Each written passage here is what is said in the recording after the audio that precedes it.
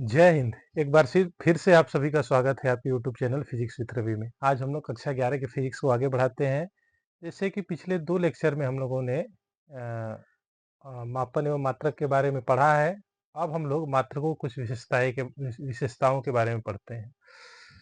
जानना जरूरी इसलिए क्योंकि फिजिक्स है तो मात्रक लिखना ही आवश्यक है। तो मात्रक की जो पहली विशेषता है वो ये है कि मात्रक को कभी भी हम लोग पहली विशेषता है मात्रकों को कभी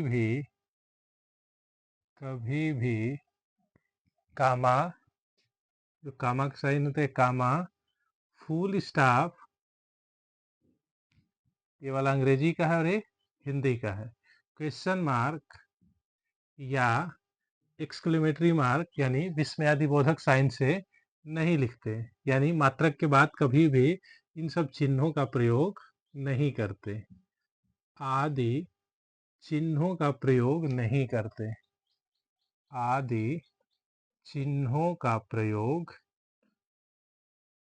नहीं करते।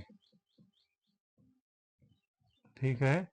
जैसे आपने कहीं लिख दिया 10 जूल, आपने लिखा 10 जूल, तो जूल के बाद ना तो फुल स्टॉप लिखना है, ना ही कामा लगाना है, ना खड़ी पाई देना है, ना ही क्वेश्चन मार्क लगाना है, इत्यादि चिन्हों का प्रयोग नहीं करना है। कुल मिला जुला के मात्रकों के साथ हम लोगों को विराम चिन्हों का प्रयोग नहीं करना है। ये थी पहली विशेषता, पहला गुण। दूसरा है मात्रक को कभी भी बहुवचन में नहीं लिखना है। लिखेंगे मात्रकों को बहुवचन में नहीं लिखा जाता, नहीं लिखा जाता। इसका क्या अर्थ है भाई? जैसे आपने लिखा कहीं 2 न्यूटन, आपने लिखा 2 न्यूटन, तो इसमें एस नहीं जोड़ देना है। या 20 न्यूटन लिखना है तो न्यूटन्स नहीं कर देना है। आपने लिखा 12 गुलाम, 12 गुलाम, तो इसमें भी यस नहीं जोड़ना है। चाहे 2 गुलाम हो, चाहे 1 गुलाम हो, चाहे 100 गुलाम हो, आपको गुलाम ही लिखना है, यस नहीं लगाना है। उसी प्रकार न्यूटन में भी यस नहीं लगाना है। जो भी मात्रक है उसमें यस आपको नहीं लगाना है। ठीक है। आइए तीसरा पॉइंट। तीसरा पॉइंट ये कह रहा है कि मात्रक को कभी भी हम लोग, जैसे जो वैज्ञानिक के नाम पे आधारित मात्रक हैं, उनको कभी भी हम लोग कैपिटल लेटर से शुरुआत नहीं करके लिख सकते। लिखेंगे वैज्ञानिकों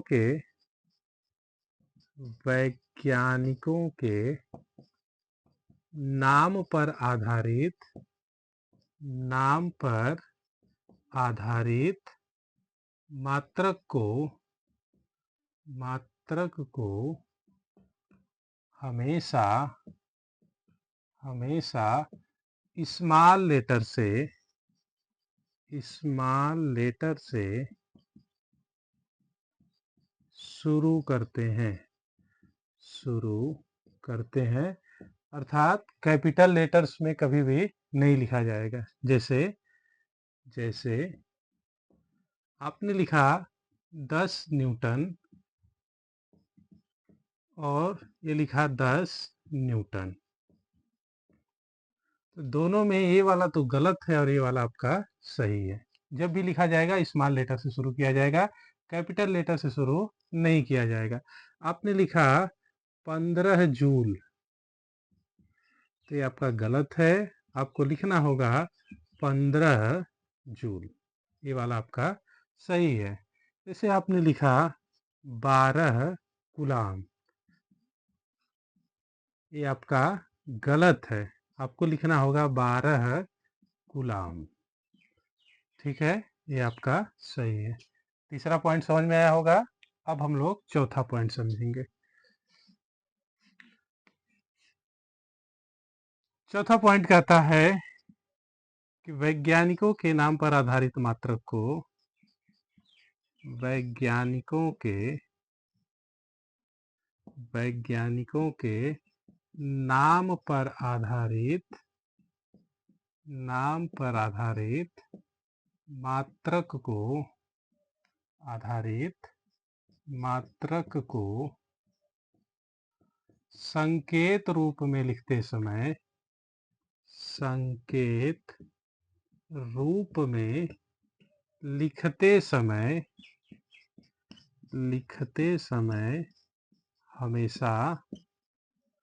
हमेशा कैपिटल लेटर का प्रयोग करते हैं।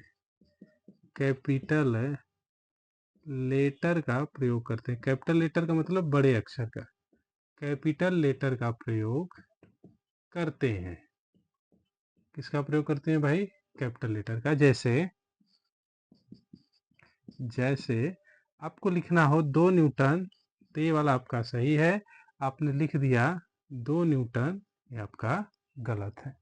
आपने लिखना है 12 जूल, ये आपका सही है। आप लिख दिए 12 जूल, ये आपका गलत है। ठीक है, इसका भी एग्जाम्पल हम लोग एक ठो लिख दे रहे हैं। जैसे आपने लिखा 4 न्यूटन, तो ये आपका गलत है। आपने लिखा 4 न्यूटन, तो ये आपका सही है।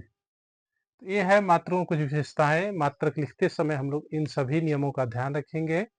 अब हम लोग पढ़ेंगे मात्रकों की पद्धतियां, जो 3 प्रकार की होती हैं। आपने कक्षा 10 में थोड़ा बहुत जाना है, तो इसे हम यहाँ पे बता दे रहे हैं। इसे जल्दी से नोट कीजिए आप।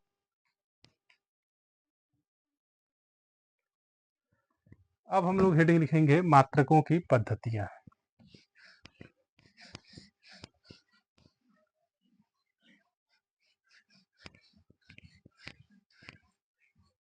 मात्रकों की पद्धतियां।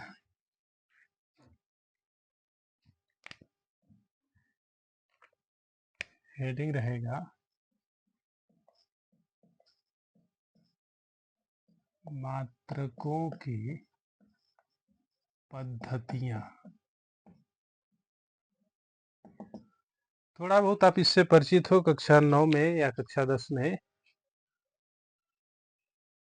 यहाँ पे हम लोग थोड़ा डिटेल्स में इसको जान लेते हैं। जैसा कि आपको पता है, मात्रकों की मूलतः 3 पद्धतियां हैं। कितनी पद्धतियां हैं भाई? 3 पद्धतियां हैं। कौन कौन से हैं? हम यहाँ एक ही बार में बना के लिख दे रहे हैं। इधर लिखेंगे पद्धति, और इधर मात्रक रहेगा, जैसे लंबाई है, द्रव्यमान है, और यह है आपका समय। जैसे पहली पद्धति है यम के यस। यम के यस पद्धति में लंबाई का जो मात्रक है वो है आपका मीटर, द्रव्यमान का जो मात्रक है वो है आपका किलोग्राम, और समय का जो मात्रक है वो है आपका सेकेंड। ठीक है। इसी प्रकार दूसरी पद्धति होती है सीजीएस। सीजीएस पद्धति में लंबाई का जो मात्रक है वो होता है सेंटीमीटर, द्रव्यमान का मात्रक ग्राम होता है, और समय का मात्रक सेकेंड ही होता है। लास्ट पद्धति है एफपीएस। एफपीएस में लंबाई का मात्रक फुट या फीट होता है, द्रव्यमान का मात्रक पाउंड या पाउंड होता है, और समय का मात्रक सेकेंड होता है। ठीक है, ये है आपकी 3 पद्धतियां, एमकेएस, सीजीएस और एफपीएस। यहाँ हम बताते चलें कि एमकेएस को ही हम लोग इंटरनेशनल सिस्टम यूनिट कहते हैं, एसआई मात्रक भी कहते हैं। एमकेएस ही आपका एसआई है। तो आप लोग इसे नोट कर लेंगे। आपसे कई दफ़ा पूछता भी है कि इस पद्धति में क्या है, या उस पद्धति में इसका मात्रक क्या है, तो आप जानते रहोगे। ठीक है, यह है आपका मात्रकों की पद्धतियां। नोट कीजिए जल्दी से। अच्छा, यहाँ फुल फॉर्म में यदि आप देखें तो एमकेएस में एम से है मीटर, के से है किलोग्राम, और एस से है सेकेंड। जबकि सीजीएस में सी से है सेंटीमीटर, जी से है ग्राम और यस से है सेकेंड। एफएस में एफ से है फुट या फीट, पी से है पाउंड और यस से है सेकेंड। तो नाम से ही आप इन्हें याद रख सकते हो, लंबाई, द्रव्यमान और समय। ठीक है, ये हो गई मात्रकों की पद्धतियां। अब हम लोग एक नया टॉपिक त्रुटि के बारे में जानेंगे और इसके बारे में हम लोग डिटेल्ड अध्ययन करेंगे। तो अब हेडिंग लिखिएगा त्रुटि।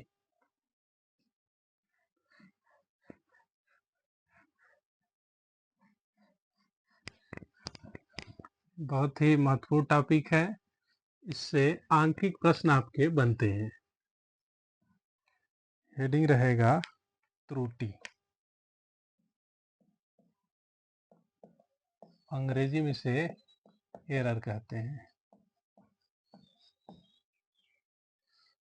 त्रुटि क्या होती है, सबसे पहले त्रुटि को समझेंगे, उसके बाद इसकी परिभाषा लिखेंगे। मान लीजिए आपसे किसी छड़ की लंबाई नापने को दिया और लंबाई थी मान लीजिए 9 मीटर। छड़ की जो वास्तविक लंबाई थी वो कितनी थी, 9 मीटर। वास्तविक लंबाई थी 9 मीटर। आपको मापने के लिए दिया और आपने माप दिया इसे 8.5 मीटर। आपने कितना नापा, 8.5 मीटर। तो जो आपने नापा ये हो गया आपका प्रायोगिक मान। कौन सा मान हो जाएगा, प्रायोगिक मान या प्रायोगिक लंबाई। और वास्तव में कितना है, 9 मीटर। आपने नाप कितना दिया, 8.5। तो निश्चित रूप से आप देख रहे हो कि 9 और 8.5 के बीच डिफरेंस आ गया। ये जो डिफरेंस आ जाता है इसी डिफरेंस को हम लोग त्रुटि कहते हैं। तो त्रुटि क्या है, त्रुटि किसी वस्तु के वास्तविक मान और प्रायोगिक मान के अंतर के बराबर होता है, अर्थात वास्तविक मान और प्रायोगिक मान का अंतर त्रुटि कहलाएगा। लिख लेंगे परिभाषा हम लोग, किसी वस्तु के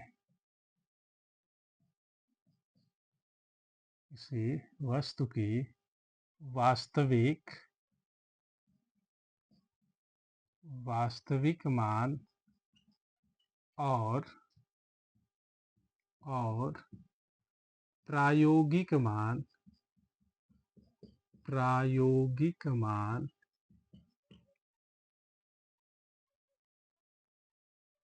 प्रायोगिक मान के अंतर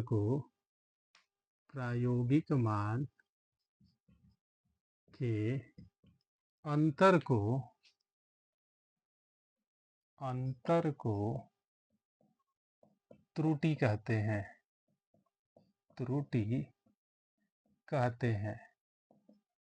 इसे डेल्टा एक्स से प्रदर्शित करते हैं। डेल्टा एक्स से प्रदर्शित करते हैं। किससे डिनोट करते हैं भाई, डेल्टा एक्स से। ठीक है, जैसे वास्तविक मान किसी का 9 था, आपने नाप दिया 8.5, तो कितनी त्रुटि हो गई, 0.5 की। लिख लेंगे यहाँ पे त्रुटि बराबर वास्तविक मान माइनस प्रायोगिक मान। प्रायोगिक मान का अर्थ है जो मान हम लोग मापते हैं, खुद से नाप कर लिखते हैं। यह है आपका त्रुटि की परिभाषा। ठीक है, त्रुटि समझ में आया होगा। त्रुटि के बारे में भी डिटेल पढ़ना है तो हम सबसे पहले जानेंगे कि त्रुटि कितने प्रकार की होती है। त्रुटि मूलतः 3 प्रकार की होती है। कितने प्रकार की होती है भाई, 3 प्रकार की होती है। लिखेंगे त्रुटि 3 प्रकार की होती है। 3 प्रकार की होती है। पहला है क्रमबद्ध त्रुटि। दूसरा है यादृच्छिक त्रुटि।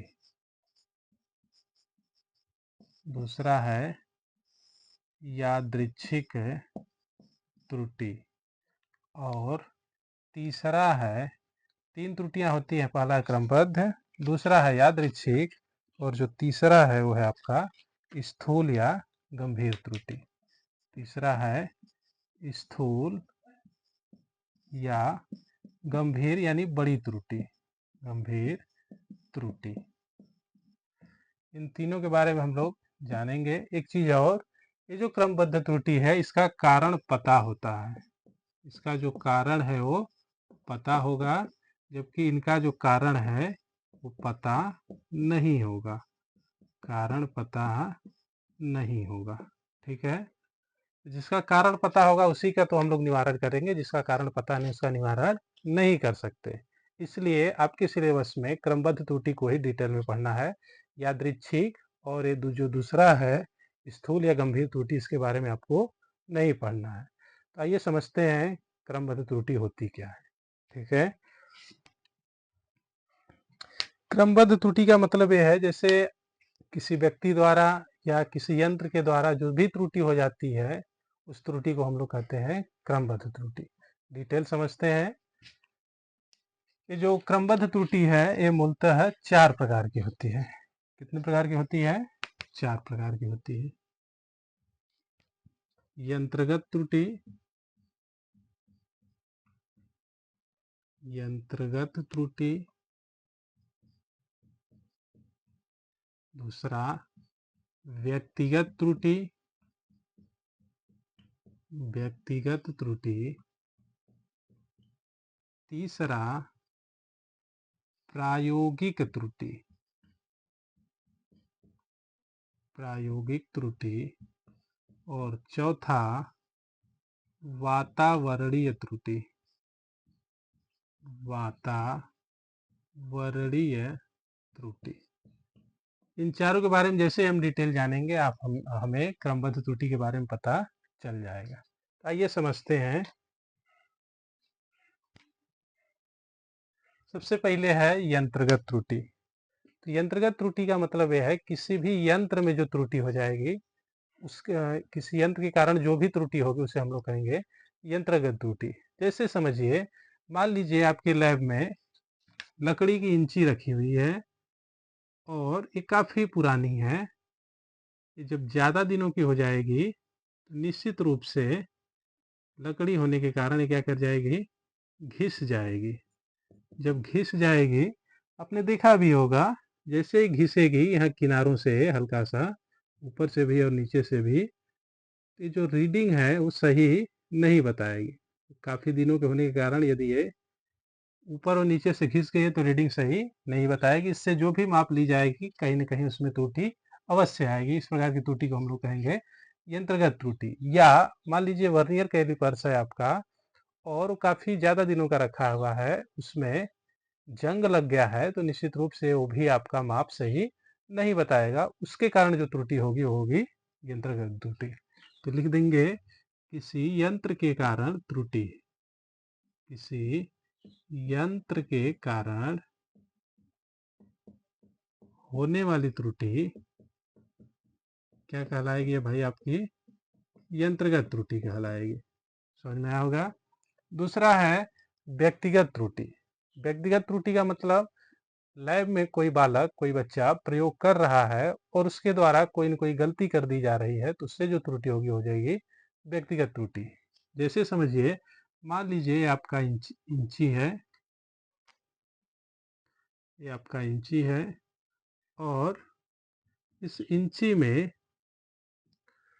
मान लीजिए 0 की रीडिंग ये है और यहाँ से इसको मापना है और उसने यहाँ से मापना शुरू कर दिया, तो निश्चित रूप से इतना एरर आ जाएगा। और किसके कारण होगा? व्यक्ति विशेष के कारण होगा। जबकि उसे नापना यहाँ 0 से, वो नाप देगा थोड़ा ऊपर से, तो हो जाएगा आपका वो व्यक्तिगत त्रुटि। ठीक है।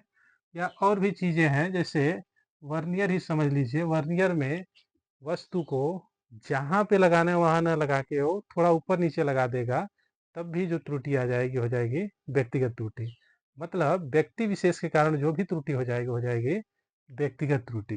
लिखेंगे व्यक्ति विशेष के कारण, व्यक्ति विशेष के कारण होने वाली त्रुटि, होने वाली त्रुटि कौन सी त्रुटि कहलाएगी भाई? व्यक्तिगत त्रुटि कहलाएगी। समझ में आया? जैसे हमें कोई माप लेनी है और हम लेने में कोई त्रुटि कर दे रहे हैं तो हो जाएगी आपकी व्यक्तिगत त्रुटि। वहीं पे यदि वही माप यंत्र के कारण आ रही है त्रुटि, उसमें हो रहा है तो हो जाएगी यंत्रगत त्रुटि। यंत्रगत त्रुटि में हमारी गलती नहीं होगी, यंत्र की गलती होगी, जबकि व्यक्तिगत त्रुटि में अपनी गलती होगी, यंत्र की कोई गलती नहीं होगी। तीसरा है प्रायोगिक त्रुटि। प्रायोगिक त्रुटि का अर्थ इस प्रकार आप समझेंगे, जैसे कोई भी प्रैक्टिकल कराने से पहले आपका टीचर निश्चित रूप से उस प्रैक्टिकल के बारे में एक दिन पहले आपको जानकारी देता है, और गलती से यदि आप उस क्लास में नहीं रहते हैं, वो जो सारी जानकारी दिया है कि किस चीज़ को कैसे क्या करना है, आपको जानकारी नहीं है और सीधे आप डायरेक्ट लैब में पहुंच जाते हैं, उससे जो भी त्रुटि होगी उसको हम लोग कहेंगे प्रायोगिक त्रुटि। ठीक है, इसका मतलब यह है कि प्रैक्टिकल के बारे में ज्ञान न होना और उसके बाद प्रैक्टिकल करना, उससे जो त्रुटि हो जाएगी आपकी प्रायोगिक त्रुटि। ठीक है, लास्ट है वातावरणीय त्रुटि। वातावरणीय त्रुटि का मतलब आप जिस एटमॉस्फेयर में, जिस वातावरण में प्रयोग कर रहे हो, उसके कारण भी त्रुटि अक्सर हो जाती है। जैसे मान लीजिए गुरुत्वाकर्षण आप जी का मान निकाल रहे हो, तो जी का मान 9.8 मीटर पर सेकेंड स्क्वायर होता है, लेकिन वो ध्रुवों पे होता है। आप अपने लैब में करोगे तो निश्चित रूप से उसका मान कुछ न कुछ कम आएगा।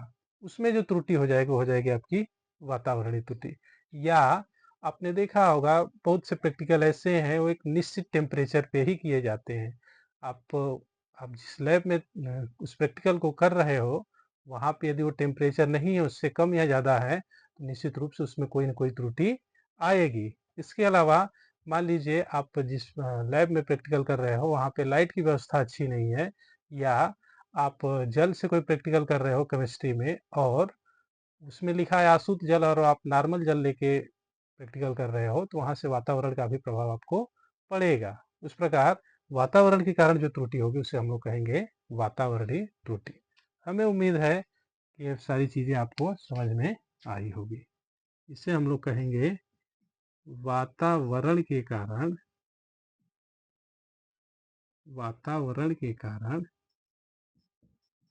होने वाली त्रुटि। वातावरण के कारण अर्थात स्थान विशेष के होने के कारण ये त्रुटि। प्रायोगिक त्रुटि का मतलब प्रयोग के बारे में ज्ञान न होने के कारण त्रुटि। ज्ञान न होने के कारण त्रुटि। ठीक है, इन सभी त्रुटियों का हमें कारण पता होगा। जब कारण पता होगा तो हम लोग इसका निवारण कर लेंगे, जबकि इन दोनों का निवारण कारण हमें पता नहीं होगा, इसलिए हम लोग इसका निवारण नहीं कर पाएंगे। आइए थोड़ा सा यादृच्छिक और स्थूल त्रुटि के बारे में भी हम लोग पता कर लेते हैं, जान लेते हैं। यादृच्छिक त्रुटि का अंग्रेजी होता है रैंडम एरर। रैंडम का अर्थ आप समझ गए होंगे, अचानक से होने वाली घटना है। जैसे मान लीजिए आप रेत पर हो और उसकी आपको ऊंचाई मापनी है, तो जैसे ही आप उसकी ऊंचाई मापोगे, मान लीजिए कि अचानक से हवा आ गई, तो हवा आएगी तो रेत कुछ न कुछ उड़ जाएगी और उसमें आपके माप में त्रुटि हो जाएगी। इसके अलावा मान लीजिए आपके घर में 4 लोगों का खाना बना है और अचानक से आपका मित्र आपके घर आ जाता है, तो निश्चित रूप से उसमें से आप खाना उसको दोगे तो जो भी रोटी है, जो भी खाना है वो कम हो जाएगा, और कम हो जाएगा तो निश्चित रूप से उस खाने में त्रुटि हो जाएगी। त्रुटि का अर्थ है जितना है उतना ना होना, उससे कम या उससे ज़्यादा हो जाना। ठीक है, स्थूल या गंभीर त्रुटि को हम लोग इस प्रकार समझ सकते हैं, जैसे मान लीजिए आप लैब में प्रैक्टिकल कर रहे हो और आपके पास इंस्ट्रूमेंट की संख्या कम है। मान लीजिए आपके क्लास में 50 बच्चे हैं और आपके पास 10 ही इंस्ट्रूमेंट है, तो टीचर क्या करता है, 5-5 का बैच बना देता है। प्रत्येक बैच में 5 लोग होते हैं, तो प्रत्येक बैच में एक एक इंस्ट्रूमेंट मिल जाता है। मान लीजिए आप स्टॉप वॉच से कोई प्रैक्टिकल कर रहे हो और आपके बैच में कुल 5 लोग हैं। 5 लोग हैं, एक स्टॉप वॉच से टाइम देख रहा है और दूसरा उसको नोट कर रहा है। इसने बताया 20 सेकेंड और इसने लिख दिया 19 सेकेंड, तो कोई न कोई गलती आ जाएगी और उस प्रकार की गलती को हम लोग कहेंगे स्थूल या गंभीर त्रुटि। तो इस प्रकार इस त्रुटि के बारे में आपको समझ में आया होगा। नहीं समझ में आया होगा तो इस वीडियो को आप दोबारा से एक बार फिर से देखना और समझने का प्रयास करना। उम्मीद है कि समझ में आ जाएगा। अब हम लोग अगला टॉपिक त्रुटि की गणना करेंगे। आइए इसे भी जल्दी से समझ लेते हैं। हेडिंग लिखेंगे त्रुटि की गणना।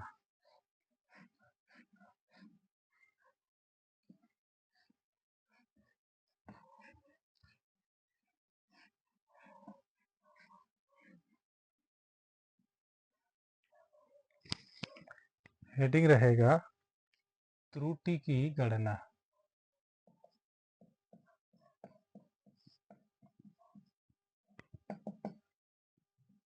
ये जो त्रुटि है इसकी गणना हम लोग 4 प्रकार से करते हैं। कुल 4 प्रकार से क्वेश्चन आपसे पूछे जाएंगे। कैसे कैसे जान लेते हैं। पहला है निरपेक्ष त्रुटि। कौन सी त्रुटि भाई? निरपेक्ष त्रुटि। दूसरा है माध्य निरपेक्ष त्रुटि। माध्य निरपेक्ष त्रुटि। तीसरा है सापेक्ष त्रुटि। सापेक्ष या भिन्नात्मक त्रुटि। इसका दूसरा नाम भिन्नात्मक भी है। सापेक्ष या भिन्नात्मक त्रुटि। और चौथा है प्रतिशत त्रुटि। प्रतिशत त्रुटि के बारे में डिटेल्ड हम लोग समझ लेते हैं। सबसे पहले समझेंगे कि निरपेक्ष त्रुटि क्या है। जैसे इस मार्कर की लंबाई मापनी है। इसकी लंबाई मान लीजिए 2 मीटर है और आपने नाप दिया 2.2 मीटर, तो निश्चित रूप से एरर आ गया। ये जो एरर होगा हो जाएगा निरपेक्ष त्रुटि। परिभाषा क्या बनेगी? किसी वस्तु की वास्तविक लंबाई और प्रायोगिक लंबाई का जो अंतर होगा हो जाएगा आपका निरपेक्ष त्रुटि। परिभाषा हम लिखते चलेंगे। किसी वास्तविक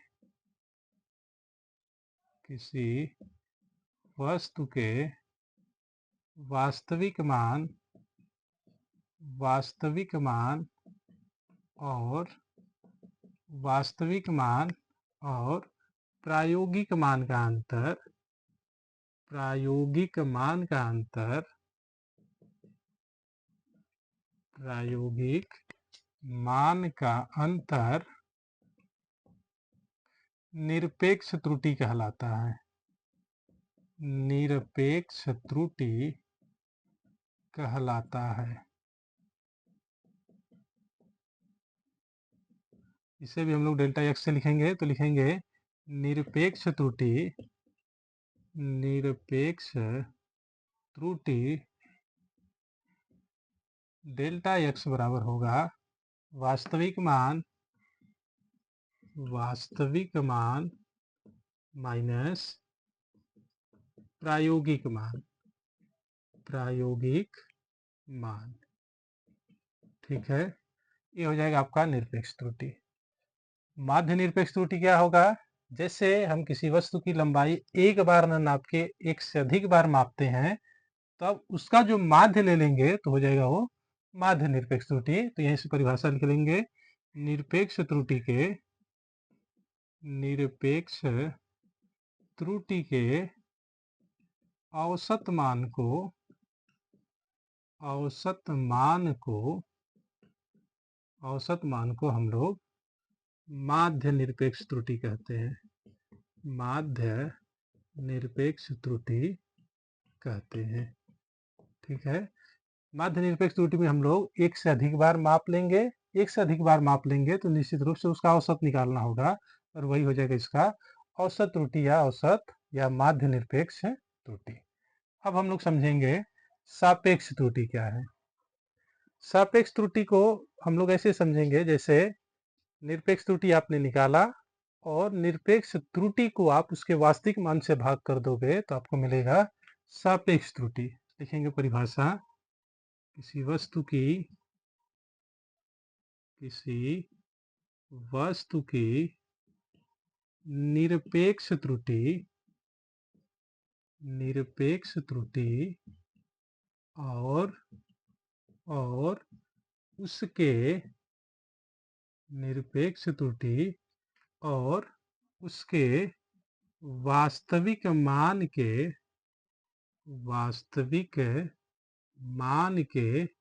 अनुपात को सापेक्ष त्रुटि कहते हैं। सापेक्ष त्रुटि कहते हैं। ठीक है, इसका फार्मूला भी हम लोग लिख लेंगे। सापेक्ष त्रुटि बराबर होगा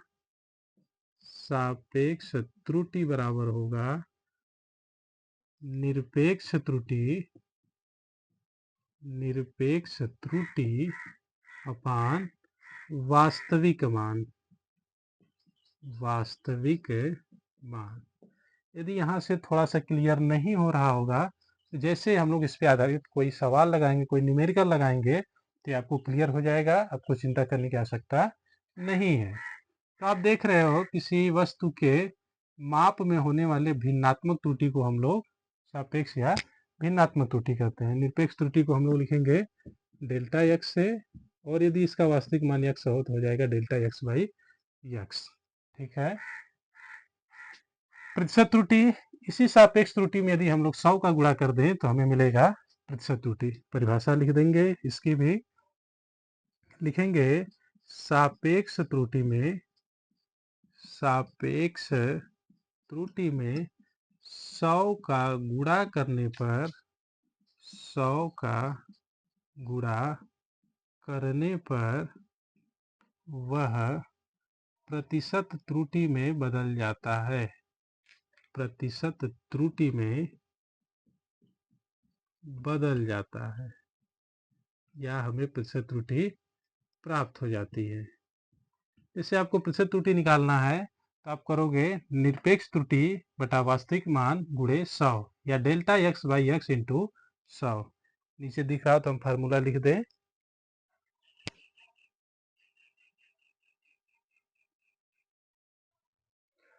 यहाँ पे हम लिख दे रहे हैं किनारे में, लिखेंगे प्रतिशत त्रुटि बराबर हो जाएगा आपका सापेक्ष त्रुटि गुणे 100, और उत्तर आपका प्रतिशत में लिखा जाएगा, या इसे हम लोग लिख सकते हैं डेल्टा एक्स बाई एक्स गुणे 100।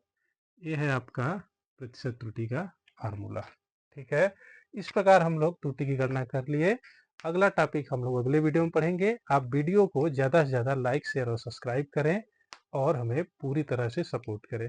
धन्यवाद, मिलते हैं अगले वीडियो में।